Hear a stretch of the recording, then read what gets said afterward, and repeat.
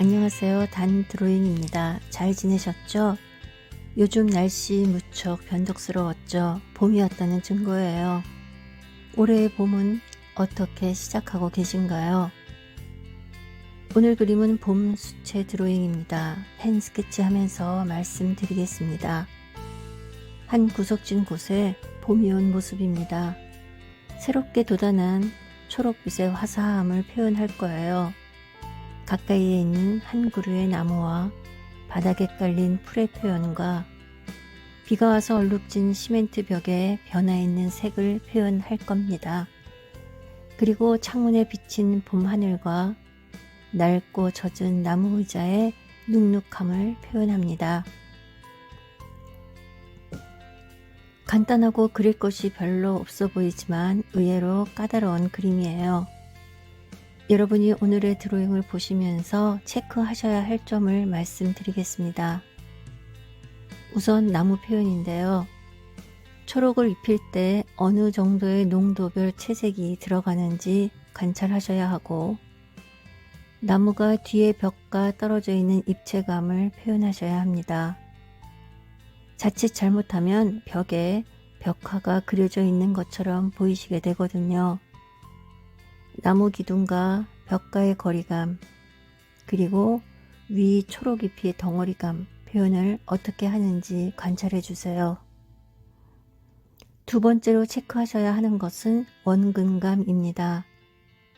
간단하면서도 곧게 뻗어 있는 벽선과 직각으로 꺾이는 저 구석진 곳에 그늘지고 서늘한 공기를 표현해 줘야 합니다. 세 번째는 벽의 얼룩인데요. 그것은 마지막에서 보시겠지만 물감 놀이 하듯이 마르기 전에 번지는 효과를 주면서 해주시면 잘 표현되실 거예요. 이런 점들을 유심히 보시면서 잘 즐겨주신다면 여러분도 어렵지 않게 함께 그리실 수 있게 됩니다. 펜은 보시는 것처럼 블랙펜이 아니고 세피아색 펜입니다. 펜이 01이라서 여러 번 반복해서 긋는 선의 느낌으로 펜 스케치를 하고 있어요. 세피아 펜을 선택한 이유는 봄 드로잉이라서 부드러운 분위기를 내고 싶어서입니다. 우리가 어떤 풍경을 만났을 때 그 속에 있는 물체들을 나열하듯이 열심히 그리시려고만 하지 마시고 항상 입체감, 원근감을 꼭 체크하셔야 합니다. 이 풍경에서 하나하나 물건은 어렵지 않아요. 많지도 않고요. 조금 전에도 말씀드렸지만 각각의 물체를 정확하게 그려주는 것이 중요한 것이 아니라 그림의 구도와 운동감이 더욱 중요한 풍경입니다. 지붕의 기울기, 두 개의 창문의 기울기, 이런 변화들을 잘 관찰하셔서 그려주시는 것이 중요합니다.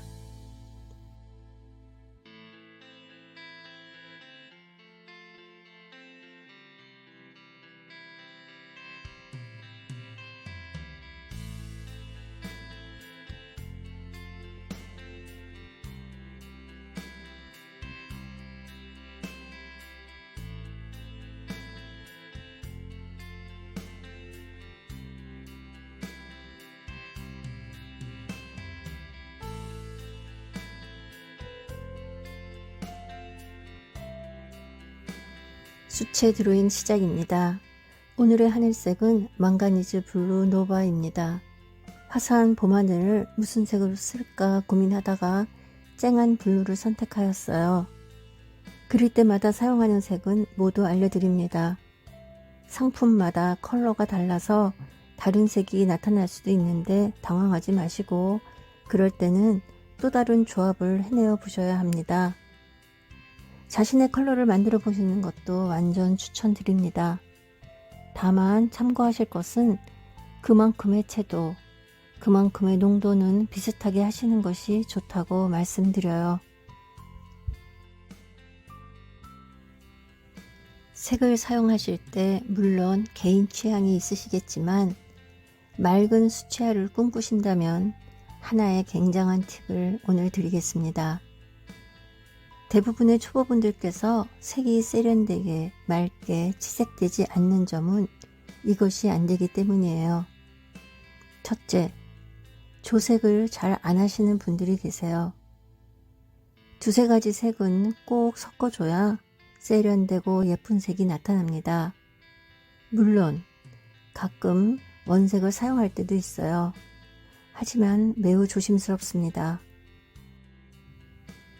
반대로 조색할 때 너무 많은 색을 섞거나 또는 틴트 계열들끼리 섞거나 하면 예쁜 색과는 거리가 멀어지게 되죠. 둘째, 물을 이용 안 하세요. 다시 말해서 물 사용이 한정적이세요. 진한 색에서부터 거의 보이지 않는 묽은색이 있는데 주로 사용하시는 색은 중간 정도의 농도의 색만을 사용하십니다. 그래서 겹쳐지면 탁해지고 예뻐지지 않아요. 조색을 잘하셔도 마찬가지입니다. 매우 묽은 색부터 단계별로 차이나게 채색하시면 맑아지거든요. 이 훈련을 많이 해보세요. 훈련 방법 말씀드릴게요. 조색 훈련부터 말씀드리면 나의 팔레트에 있는 계열별 조색 연습을 먼저 하세요. 그린 계열들을 각각 서로 섞어주거나 블루 계열, 레드 계열, 브라운 계열 등등 각각 서로 섞어주세요. 색의 미묘한 변화를 깨닫게 되실 겁니다. 두 번째 물 사용하는 훈련 방법은요. 팔레트에 있는 색들을 모두 8단계 정도로 농도 차이를 내어봅니다. 진한 색부터 거의 잘 보이지 않는 묽은 색까지 단계별로 칠해줍니다. 두 가지의 연습을 막 아무 종이에나 하지 마시고요. 제대로 종이에 차근히 하여 기록을 남깁니다. 매우 유용한 정보니까요. 귀찮게 그걸 언제 하시는 건 잘하고 싶은 마음이 적으신 거니까 안 하셔도 되고요. 그러나 이왕 하는 거 정말 맑은 수채화를 하고 싶으시다면 단단한 실력 쌓는 훈련을 꼭 하셔야 하는 건 당연하겠죠. 반드시 많이 그리는 사람이 잘 그리지는 않아요. 그러나 게을리 그리는 사람치고 잘 그리는 사람은 거의 없습니다. 지금 막 초록채색이 시작되었습니다. 제가 지금 칠하는 첫 번째 색은 무척 옅습니다. 이렇게 시작해보세요. 잘 안 보인다 싶게 묽게 물을 사용하는 것 중요합니다. 앞으로 계속 보시겠지만 저는 여러 단계의 초록을 칠해가요. 아무리 여러 단계를 칠해가도 절대 탁해지지 않아요.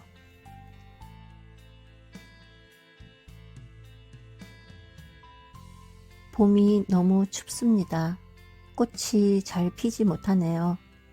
그래도 침묵하던 초록이 마구 솟아오르는 봄이 왔어요. 봄 기운에 저의 마음도 술렁술렁합니다. 무언가를 새롭게 시작하려고 결심하고 계신가요? 새해 첫날 결심한 것이 실천되지 않을 때 우리는 또 계절이 바뀔 때 다시 결심하게 되죠. 봄은 우리에게 시작을 알리는 시기였어요. 올해 봄에는 더 이상 망설이지 말고 결심하던 것을 실천해 보세요. 그림이든 무엇이든지요.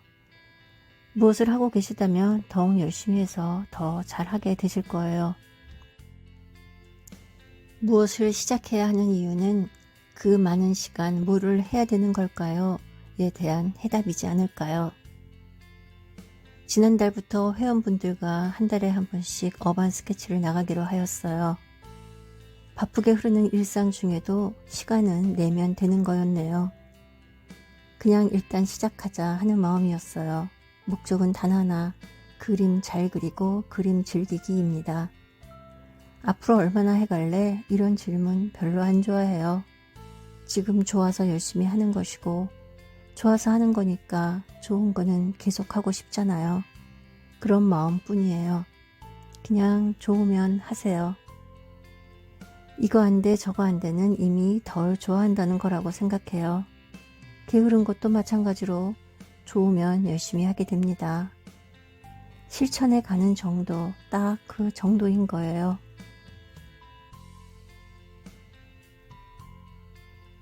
우리는 창의적이어야 해요. 특히 그림 그리는 분이라면 더욱더 그렇겠죠. 창의적이라는 것은 번뜩임입니다. 스케치를 하면서 아, 왜 나는 그림이 안 되지? 라고 한탄 많이 하시죠. 한탄하지 마시고 주춤해하지 마시고 계속 그려가세요. 우리는 평범하잖아요. 이것도 인정해야 그림이 성장합니다. 안 될 때는 되게 하라는 것처럼 나를 믿고 해나가는 거죠. 재미있으니까. 열심히 하면 번득임은 언제나 찾아오니까. 그러니까 중간에 포기는 안 해야 합니다. 잘 안 돼도 그냥 쭉 그려서 한 장 완성하셔야 해요. 그런 것이 저력이라고 생각합니다.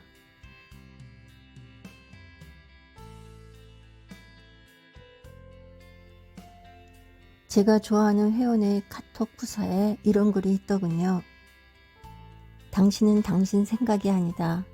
당신은 당신 행동이다. 이 말이 어쩜 마음에 와서 콕 박히는지요. 사람 겉만 보면 모른다고 하잖아요. 그런데 겉을 보면 짐작할 수 있어요. 겉이라는 건 외모를 말하는 것이 아니라 그 사람의 보여지는 행동입니다. 그림은 계속됩니다. 제가 말씀드린 체크포인트 떠올리시면서 봐주세요.